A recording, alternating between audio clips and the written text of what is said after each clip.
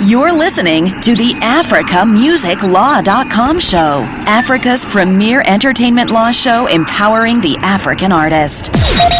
And now, your host, attorney, speaker, visionary, game changer, Ms. Uduak.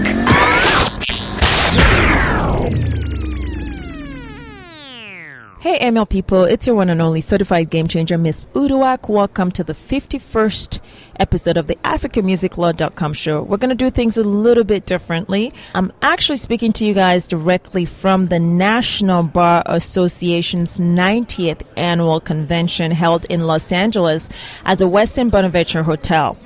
Now, in case you're wondering what the NBA is all about, the National Bar Association, it's one of the most formidable, powerful, if not the only black organization of lawyers nationwide and globally that essentially is the advocate and the voice for making sure issues that affect the black community, and when I say black, used in a global term, not just USA, are addressed and tackled head on. For this particular conference, the focus has been on the civil unrest that we're seeing in America. We're talking police brutality, we're talking police misconduct, we're talking educating the black community at large, nationwide and globally, on how to deal with these kinds of issues. We're talking about how the legislature can empower us. We're talking about how the judiciary can be involved. We're talking about how the lawyers themselves can be strong advocates for seeing change and making sure that they don't take no for an answer. That's what we've been talking about this whole 1 week. The event ends the 23rd, so it ends tomorrow. And what I wanted to just make sure of is that I actually share some content with you. Now, we've not only been all about the civil rights movement and civil rights advocacy work and justice. We've also been about educating from a legal standpoint the legal community at large. So there have been a lot of what is called NCLE, so the continuing legal education, seminars like health law, international law, environmental law, entertainment law, and the list goes on. I had the opportunity to attend the International Forum, and I particularly was interested in the topic that they had to present about doing business and investing in Africa, and thought I would invite some of the people who actually produced this event to talk to me and talk to you about what it takes to do business and invest in Africa. We will take a quick break, and when we come back, you're going to hear me speak directly to Vicky Beasley-McPherson, or Vicky McPherson for short. She's a partner at Greenberg Traurig LLP in Washington, D.C., and she talks to us about her practice area and how to do business and invest in Africa, and a few more questions that I have for her that I think would be beneficial to you all. So we'll take a quick break, come back, and you hear my discussions with her. But before we do, I just want to remind you, if you haven't subscribed yet, make sure you subscribe to AfricaMusicLaw.com. It's relatively easy. Go to www.africamusiclaw.com to subscribe. You can find us on poddirectory.com. You can find us on iTunes, Stitcher Radio, on social media. You're listening to the AfricaMusicLaw.com show, Africa's premier music business and entertainment law show, empowering the African artist.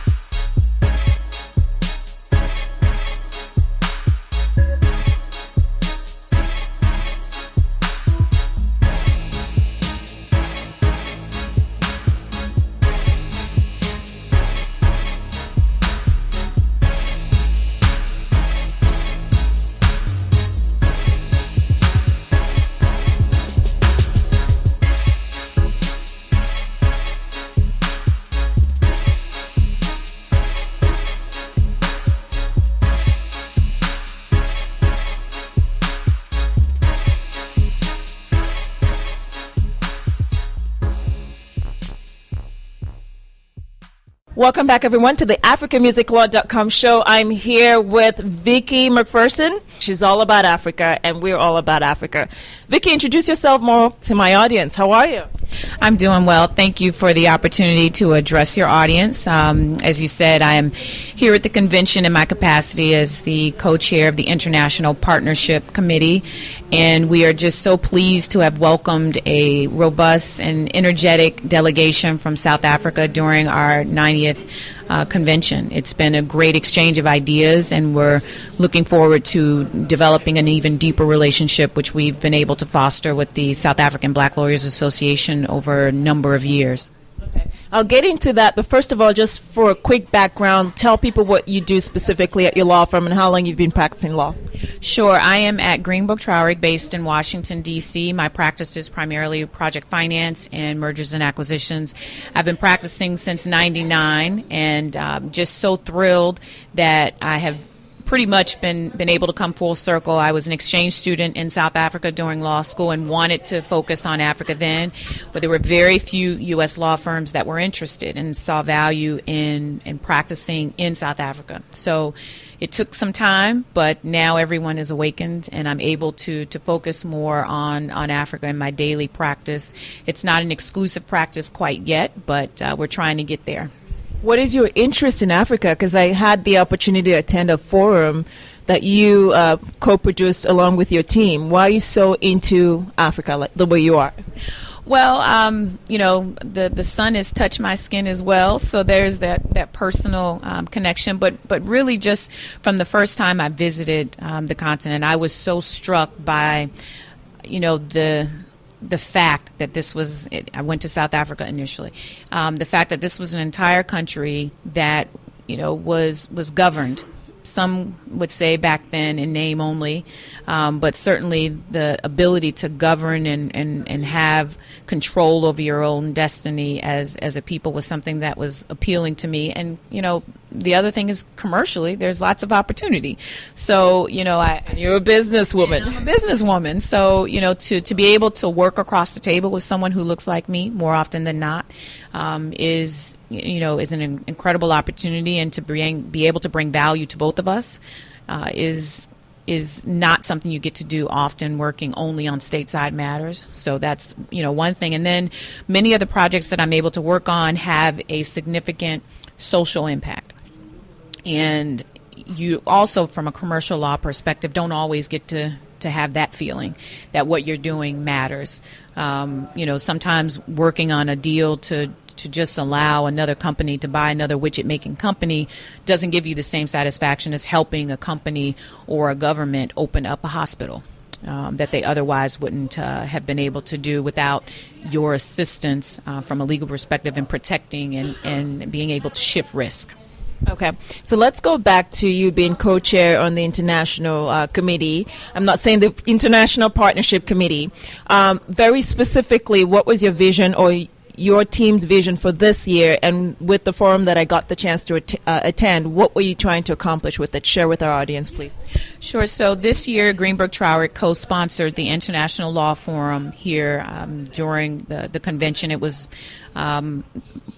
a day-long event, essentially, with 2 CLEs and a luncheon. And our goal really was to expand and the opportunities that people could see and working in Africa, doing business in Africa. The first forum was focused on franchising, and the second one was more of a general overview of doing business in Africa with a deeper focus on project finance, in particular in South Africa, project finance work expressly. So we were hoping, and I think we did accomplish that, to create a dialogue amongst the participants about what it takes to be successful in the South African market, the broader African market, and how to bring your skills to bear either on behalf of a private entity or government, and to really hopefully open up some people's eyes who hadn't even thought about expanding,